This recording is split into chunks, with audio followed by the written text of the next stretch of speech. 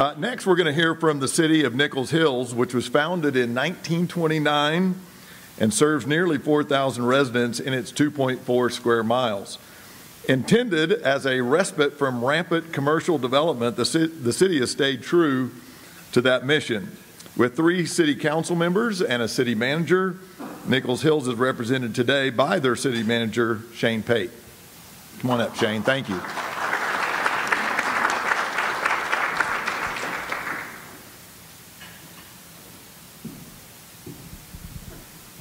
Thank you very much. I'm actually really excited I got to follow Bruce, not because I can do it better, but it gives me the opportunity to say to you that you are an inspiration for city managers, the people in the city manager profession. I don't know if you are aware, but the average tenure for a city manager in the city is like 2.5 years, both in the state of Oklahoma and across the United States, and Bruce is an exception.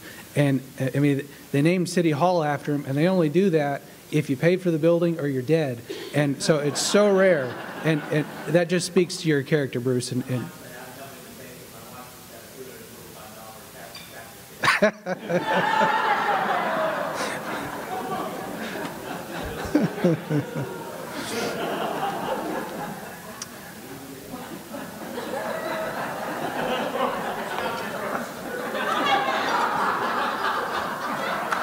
I don't let my wife drive in Nichols Hills, Bruce. Well, and I also want to extend my apologies on behalf of our mayor, Steve Getzinger. He wanted to be here today, but he had a personal issue that came up, and so he couldn't attend. So it falls on me to tell you a little bit about the highlights of our city, which, you know, we're a small 2 miles square footprint community, but we have a lot of exciting things going on.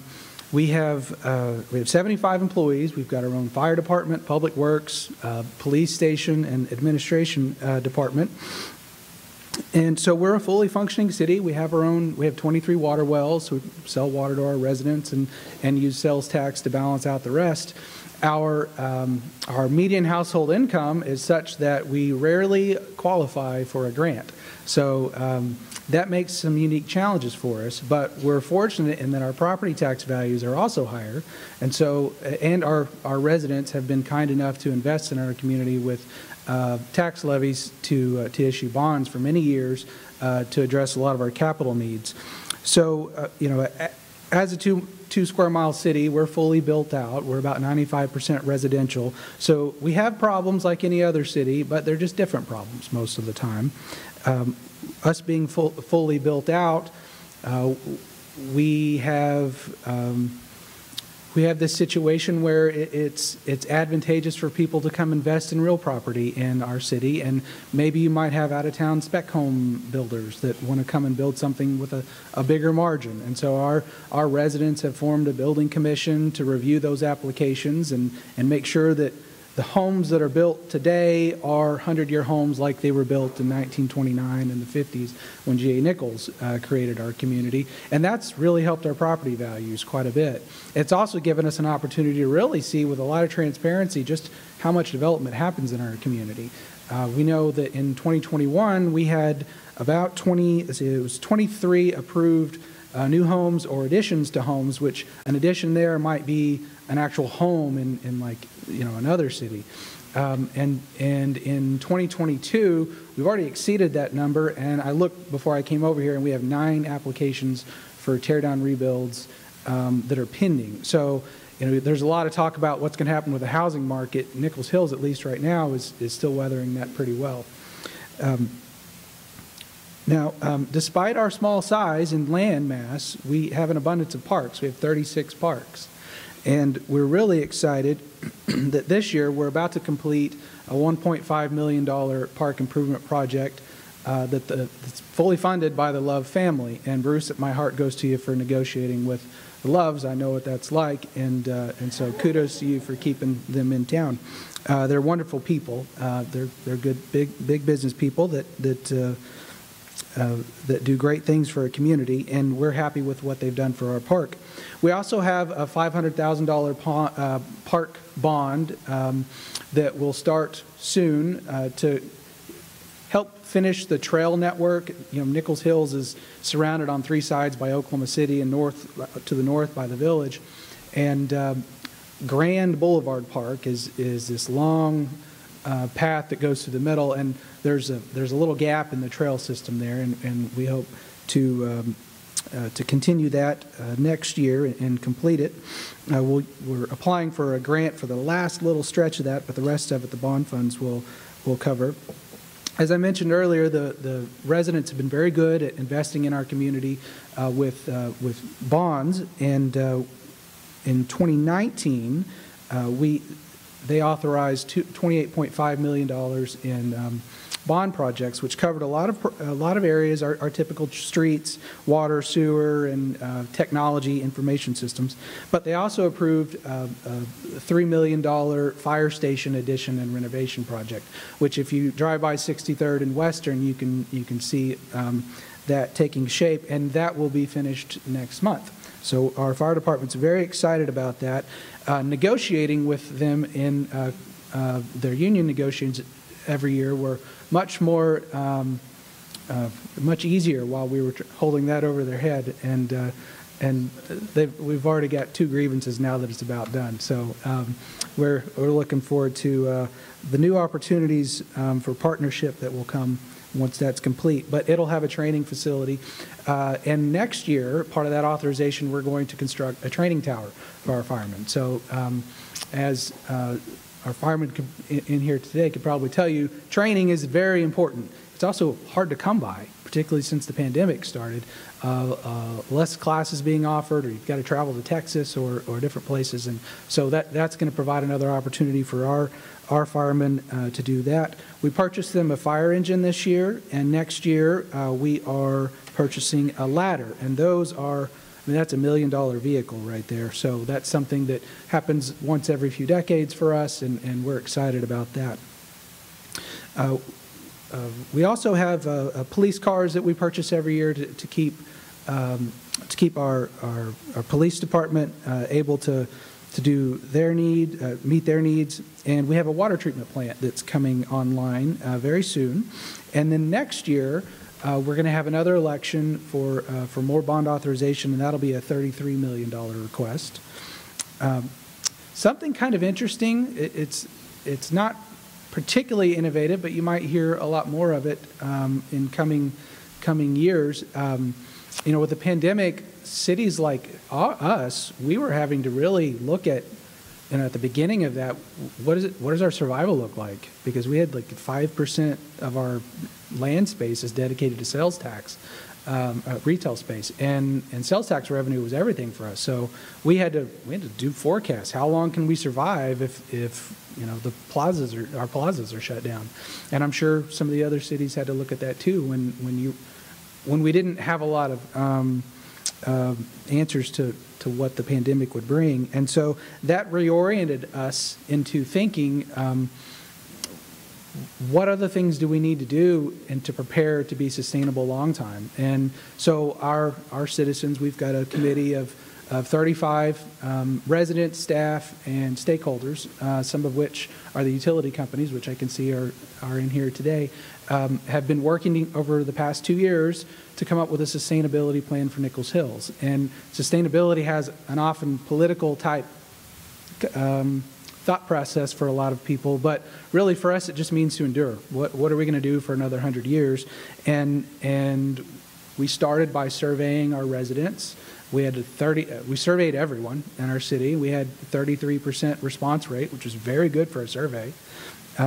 And we heard a lot of interesting things. And from that survey, this committee has formed focus groups to flesh those things out into a roadmap. And we've hired Ackerman McQueen to help develop and publish this plan. And they're exceeding our expectations in how this thing will look. It might be like a coffee table showpiece when they're done, which is very interesting. But some of the things we know that are going to come out of it, we worked with OG&E on a plan to convert our fleet, at least 2/3 of it, to electric, our light-duty fleet. We've already started that process. We have our first Tesla police car. We're starting to equip that. We have another one on order, and a electric vehicle truck for our public works. for a city of our size, it's kind of a nice test case because we're so small. We don't do high-speed pursuits, and we can see really how this works.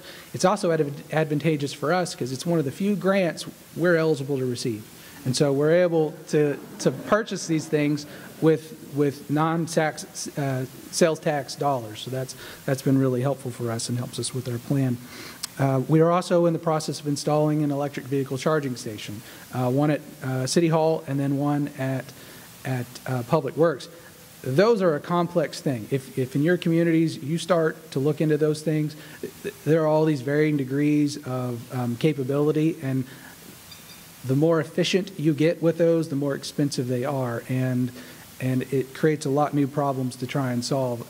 But they're great problems. It's just a really eye-opening about if the world is transitioning to electric in vehicles, really what has to happen for that to work. It's going to be a big undertaking.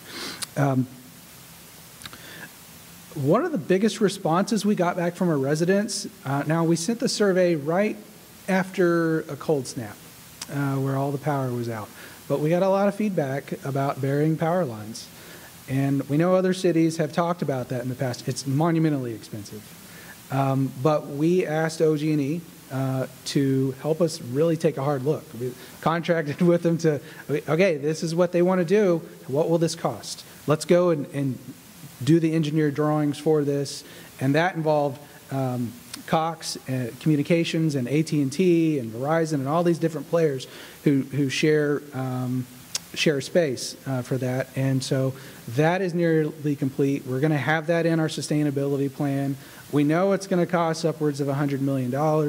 I just told you what our $33 million bond election was going to be. So, finding a way to fund that is going to be a challenge. But this is a roadmap that we're looking at so that people can say, which at every ice storm, I don't know, anyone working in government, aside from a tornado, it is one of the worst things you can count on to happen every year in Oklahoma, that you're going to get a lot of calls, and it's a difficult time to work for government.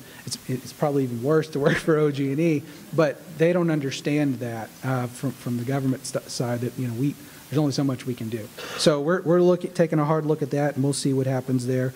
We're also looking at enhancing safety, conserving and enhancing our water supplies, improving resident quality of life. There's a lot of talk about art in the parks.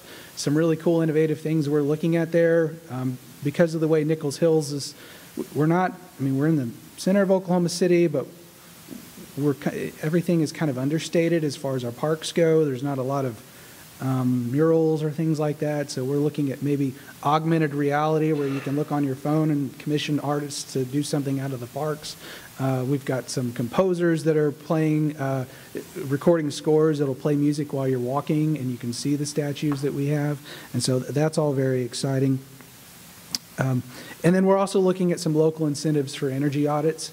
An interesting thing about Nichols Hills, we have a whole lot of oil and gas industry people there. And we've had some people push back on the electric vehicle concept, but per capita, we actually have more electric vehicles in Nichols Hills than anywhere else in the state. There's 173 of them in our zip code we know of through the Oklahoma Tax Commission. And so that's going to create an increased demand on our grid, and we're looking at ways to try and minimize that. And one of those is to encourage more energy efficient homes. And so we're training staff to go and perform energy audits, providing some incentives for reducing energy. And so that's something we're looking forward to. Economically, we're doing really well. Past 6 years, we've had about $1 million surplus every year, which is great for our city. It's largely because our council is very good at conserving their funds and being good stewards. Also, our staff, they have done a great job managing the resources we have. Really a great culture there. And we're fully built out, so we're always worried about trying to keep overhead too high. But we had this really great apartment complex to the south of our 63rd Street that was going up, and the night that our council was approving a $250,000 pedestrian crossing, the thing was on fire, which was fun. We're still going forward with that, and we hope that Oklahoma City, the people that you have there, are going to get that thing built soon. I know you can't control that, Mr. Mayor, but we're looking forward to that. So the last thing that I will say is that this Saturday at 10 a.m. to noon in our plaza at 63rd and Western, we're having a Boo Bash, and there'll be a trunk-or-treat, petting zoo, balloon animals, pumpkin painting, and a DJ there. So it's a good time. We've done it the past few years under a different name, but this one's more Halloween-oriented. So we hope to see you guys out there. Thank you.